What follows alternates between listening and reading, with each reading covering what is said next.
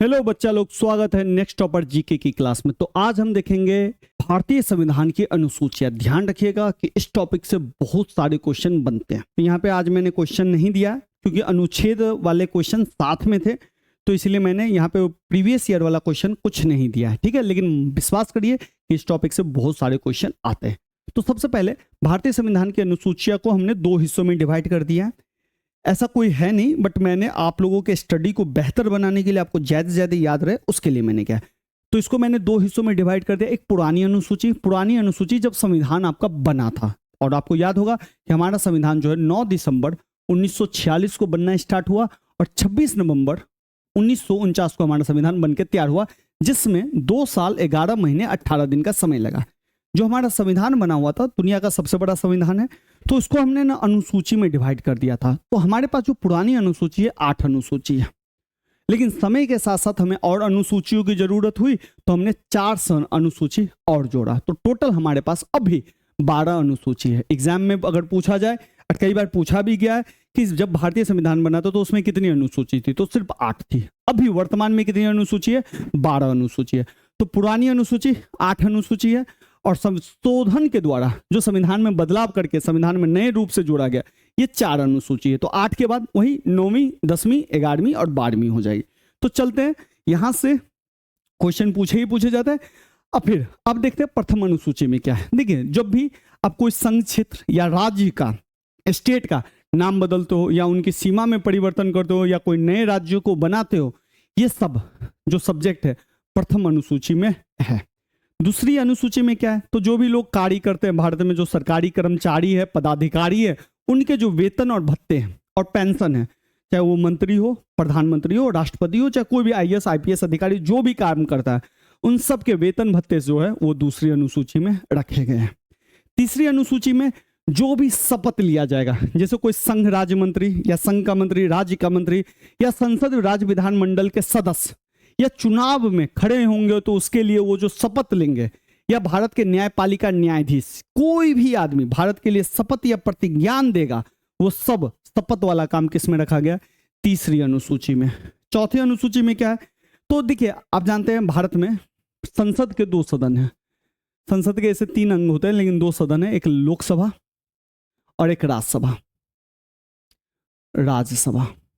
लोकसभा में आप जानते हैं 543 सदस्य और इसका चुनाव डायरेक्ट जनता करती है। राज्यसभा में जो सीट है वो 245, और इसका जो चुनाव होता है जनता के द्वारा जो चुने हुए प्रतिनिधि है, विधायक है, उसको वो करता है। अब 12 ऐसे हैं जो राष्ट्रपति मनोनीत करती है।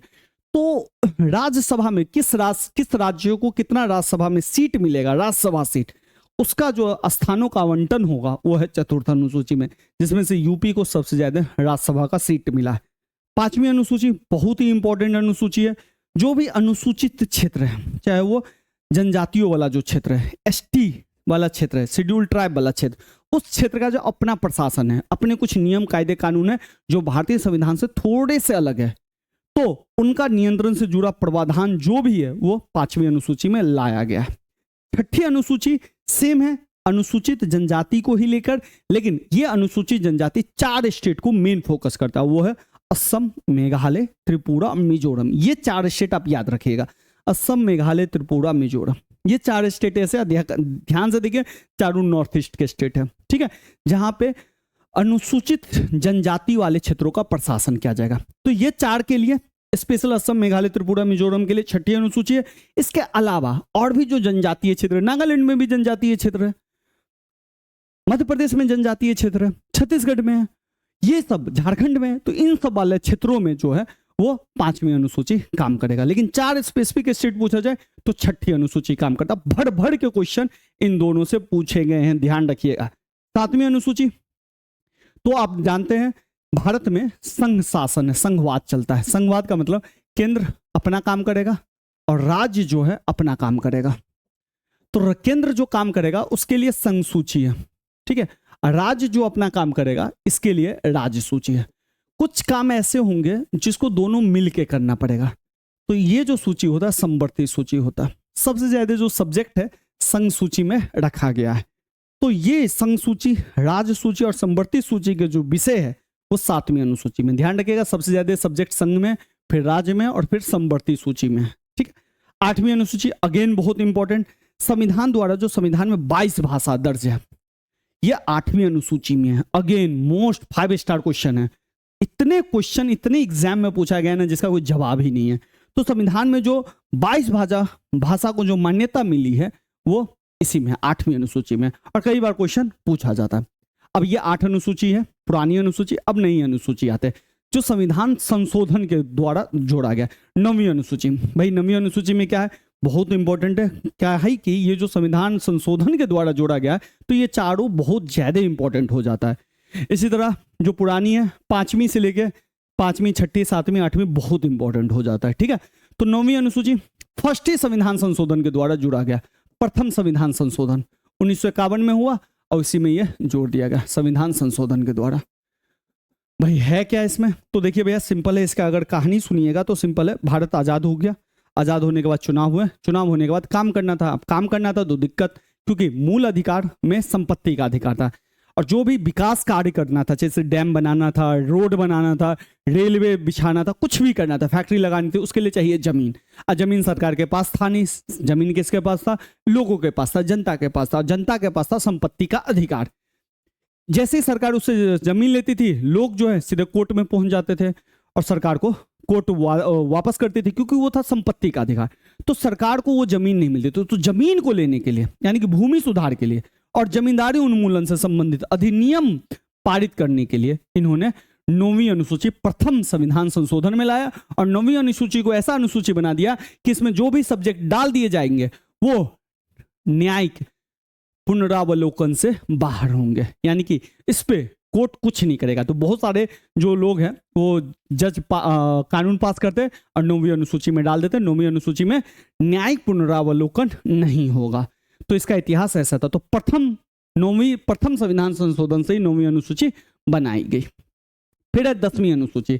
10वीं अनुसूची भारत में क्या हुआ, एक दौर ऐसा हुआ जहां पे लोग है ना जीतते थे किसी पार्टी पे, और जीतने के बाद अपना दल बदल लेते थे। आयाराम गयाराम हो गए, सुबह में किसी और पार्टी में, शाम में किसी और पार्टी में।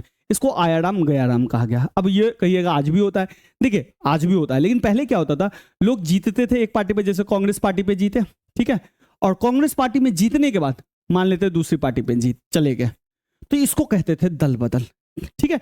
तो ऐसा नहीं है, आज क्या होता है, चुनाव लड़ने से पहले पार्टी बदल लेते हैं। तो एक दल बदल नियम लाया गया कि जीतने के बाद अगर आप बदलते हैं तो आपकी जो सदस्यता है वो खत्म हो जाएगी। तो दल बदल के आधार पर संसद और विधानसभा के सदस्यों के निहड़ता संबंधित उपबंध था, उसमें कुछ स्पेसिफिक भी डाला गया। अगर 3/4 सदस्य पूरा चला गया तो पार्टी चेंज हो जाएगी, पार्टी का नाम होगा, पार्टी दूसरे में विलय हो जाएगी। लेकिन अगर पर्टिकुलर 1-2 सदस्य चले जाए तो उस सदस्य का सदस्यता गया। तो ये सब नियम है, दल बदल को रोकने। चुनाव से पहले आप बदल लीजिए ना, पार्टी चलेगा, ये सब नियम थे। तो ये भाई 52वां संविधान संशोधन, 52वां संविधान संशोधन से ये पहला संशोधन से। फिर 11वीं अनुसूची और 12वीं अनुसूची, 11वीं 73वीं और ये 12वीं अनुसूची जो था 74वां संविधान संशोधन, 10वीं 52वां और ये पहला, ये याद रखिएगा।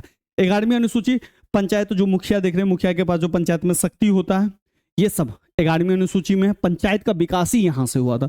और नगर पालिका नगर निगम जो शहरों में देखते हैं, ये 12वीं अनुसूची में नगर पालिका की शक्ति उत्तरदायित्व का निर्धारित करना, और यहाँ पे गांव पंचायतों के बारे में। और यहां से इन चारों अनुसूची से बहुत क्वेश्चन पूछे जाते हैं। पुरानी अनुसूची में 5वीं 6वीं 7वीं 8वीं अनुसूची से क्वेश्चन भर भर के पूछे जाते हैं। जब मैं आपके लिए ऑब्जेक्टिव लाऊंगा तो आप देखिएगा। तो चलिए आज के लिए इतना ही रखते हैं। सेशन अच्छा लगा हो तो सेशन को लाइक करिए, कमेंट करके हमें बताइए और ज्यादा से ज्यादा दोस्तों को शेयर करिए।